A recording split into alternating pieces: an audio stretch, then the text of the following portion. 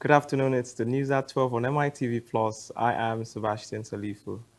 President Bola Ahmed Tinubu has called for deeper economic integration across Africa, stressing the need for policies that prioritize the continent's industrial growth and prosperity. According to a statement by presidential spokesperson Bayo Nanuga, Tinubu made the remarks on Tuesday while leading Nigeria's government diplomatic and business delegation to the African Forward Summit at the Kenyatta Convention Center in Nairobi. The president highlighted Nigeria's blue economy potential as a key driver of Africa's development, noting that it had long been underutilized due to insecurity and uncertainty. Tinubu also addressed the need for reforms in the international financial system, insisting that Africa must not remain locked into raw material exports while importing finished goods. The Ogun Area Command of the Nigerian Customs Service has intercepted large quantities of cannabis sativa, foreign rice, vegetable oil, and other prohibited goods in different parts of Ogun State. Speaking during a press briefing held at Idiroko, the acting Customs Area Controller, Olukayode Afeni, said the command recorded 73 seizures within 41 days through intelligence gathering and joint operations with other security agencies. According to him, the seized items include 1,759 bags of foreign parboiled rice, 10,126 parcels of cannabis indica, also known as Ghana Loud, 2,685 kegs of vegetable oil, 14,550 liters of petrol, cartons of expired Maggi cubes, analgin injections without NAFDAC registration number, second-hand clothes, sugar, footwears, and used vehicles. The custom boss said the estimated duty paid value of all the seized items is over 6.7 billion naira.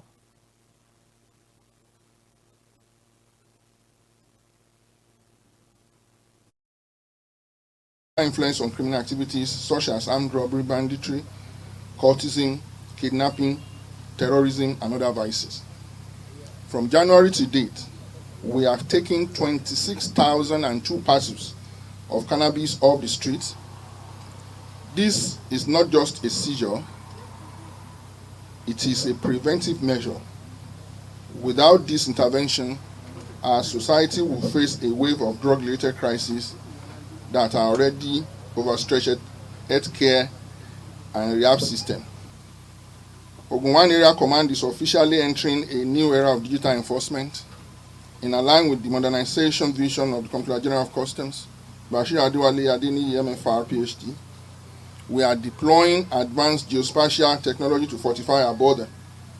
The transition marks a fundamental shift from the traditional patrolling to intelligence-led operations, allowing us to monitor smuggling hotspots across our AOR. Gunmen suspected to be bandits on Monday stormed a residential estate in the Ijebu-Ode area of Ogun State and abducted 3 persons said to be members of the same family. The public police relational officer, Olusheyi Babasheyi, confirmed the incident. It was gathered that the suspected gunmen, numbering about 15, invaded Ikpojo Golden Estate in Okeiri area of the town around 7 p.m., armed with sophisticated weapons. According to reports, the attackers forcefully gained entry into the residence, ransacked the building, and whisked away the 3 victims. The head of the affected family, Yasiru Badewa, was said to have been away on official duty when the incident occurred. Speaking on the abduction, Badewa expressed anguish over the incident, noting that one of the victims was ill when contacted. The police public relations officer, Deputy Superintendent of Police, Olusheyi Babasheyi, confirmed the incident, saying the command had intensified tactical operations to rescue the victims and apprehend the perpetrators. The battle for political relevance ahead of the 2027 election is gathering momentum across Nigeria as defections continue to reshape the country's political landscape. From the National Assembly to state political structures, lawmakers and party members are crossing from one platform to another in search of what many describe as a safer political future.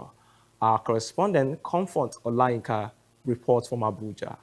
The battle for political relevance ahead of the 2027 elections is gathering momentum across Nigeria as the factions continue to reshape the country's political landscape. From the National Assembly to state political structures, lawmakers are crossing from one platform to another in search of what many describe as a safer political structure. An ADC lawmaker, Honorable Afam Ogene, defended his movement to NDC, describing the development as democracy in action, alleging that opposition parties were being weakened through engineered legal battles and political interference, claiming the democratic space was becoming increasingly restricted. Well, for me, it is democracy in action, and democracy is not something you pick up from the shelves. It's something you fight for, it's something you live for, it's something you strive for. So, in an environment where the democratic space is being restricted by the powers that be, then the players ought to devise ingenious ways of remaining relevant. Nobody gives power. You seek power, you contest for power, you sell ideas, and then you leave the public and the voters with the choice to make a decision between two or more contenders. So if the space is so shrinked that somebody wants to be coronated without a contest, then we say no to that. And if it takes us going around several political platforms looking for where there are no encumbrances, then we have no apologies for doing that. APC lawmakers have, however, dismissed claims of intimidation or a move towards one party state. Honorable Yusuf Kure Babaje, in his dismissive submission, argued that Nigerians were naturally gravitating towards the APC because they believe the ruling party offers long-term solutions despite current economic hardship. Babaje maintained that the defections reflected political competition rather than democratic suppression, insisting that politicians were simply seeking viable platforms to pursue their ambitions. I want to believe that despite the hardship that Nigerians are facing, Nigerians still believe in APC. Because it's not because of anything, they feel APC have something for them in the near future. We are not talking of somebody that a party that will bring something for people to eat now and forget about tomorrow. Quite okay, times have been hard, but Nigerians have been they've understood the situation with the APC, and that is why you can find out that there are mass defection of so many people from other political parties to APC. The APC is looking attractive, not because of anything, but the Nigerians believe in APC, and that's what is attracting most people to the party. Some people say they fear that we are moving towards a one-party system. It's not going to be possible. This is democracy. And since it is democracy, everybody has a right to belong to any political association he wants to. Another APC lawmaker, Honorable Moshood Oshun, compared the opposition parties to a sinking ship, saying the factors were merely moving to what they see as a stronger political structure. You see, I want to ask you a question. If you are in a ship and the ship is sinking and there's another ship beside you that is floating, will you sink with that ship or jump into the next one? No, would you sink with that ship that is sinking or jump into a ship that is floating? Look, people are coming into APC because they realize that this is the best party in the black world, in Africa. They realize that they were in the wrong ship. They realize that their ship was sinking. They realize that what is in APC, they don't have it in the other parties. So if somebody decides not to die in a sinking ship, will you blame that person? If you live in a house and the house is going to collapse, will you stay in that house? I'm just asking. You won't. You will leave the house to go to a better house. That is what is happening. There is no improvement in the APC. They've only come to join the a better party. The latest defections rocking the ADC and other opposition parties have now intensified debates over whether Nigeria is drifting towards a one-party dominance or simply experiencing democracy in action. Comfort Olayinka, MITV Plus News, Abuja. The Ogun State Governor, Prince Dakwa Abiodun, on Tuesday received a major political boost as leaders, delegates, and stakeholders of the All Progressive Congress (APC) in Ogun East Senatorial District formally presented and endorsed him as the consensus candidate of the zone for the 2027 senatorial elections. The endorsement, described by party leaders as a collective decision aimed at ensuring quality representation and sustaining party unity in the district, was witnessed by top APC chieftains, including the party's consensus gubernatorial candidate in Ogun State, Senator Olamilekan Adiola, former deputy governors, and other senior stakeholders across Ogun East. The event had in attendance former deputy governors Yetunde Onanuga, Segun Adeshegun, and Benga Kaka, the Ogun State APC chairman, Chief Yemi Sanusi, deputy chairman, Chief James Dina, chairman of Ogun East Senatorial District, Senator Lekon Mustafa, and the chairman of APC in Ogun East Zone, Dr. Adeleke Agundoyi.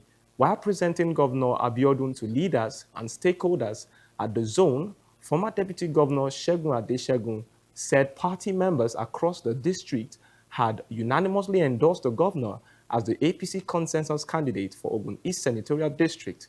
Senator Lekon Mustafa, on his part, stated that the adoption of Governor Abiodun was the collective decision of the people of the district to ensure effective and quality representation at the National Assembly. A former military officer and prominent Ogun APC stakeholder, retired General Olumuyiwa Okunowo, on Tuesday launched a blistering criticism of Ogun State Governor Prince Dakwa Abiodun, declaring that the people of Ijebu land must choose dignity over political intimidation.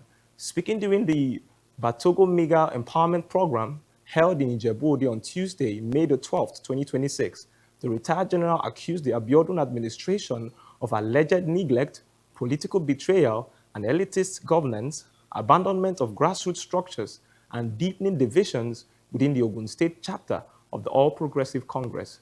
According to him, the people of Ogun East must decide whether the Senate should become a rehabilitation center for controversial politicians or remain a platform reserved for leaders with credibility, humility, and grassroots acceptance. In one of the strongest moments of the speech, Okunowo declared that the Ijebu land is not for safe, insisting that the Ijebu people were historically known for integrity, enterprise, education, and political consciousness. Okunowo, however, openly declared support for Obalofin, Senator Utumba Benga Daniel, whom he described as a symbol of consistency, tested leadership, loyalty, and grassroots connections across Ogun East.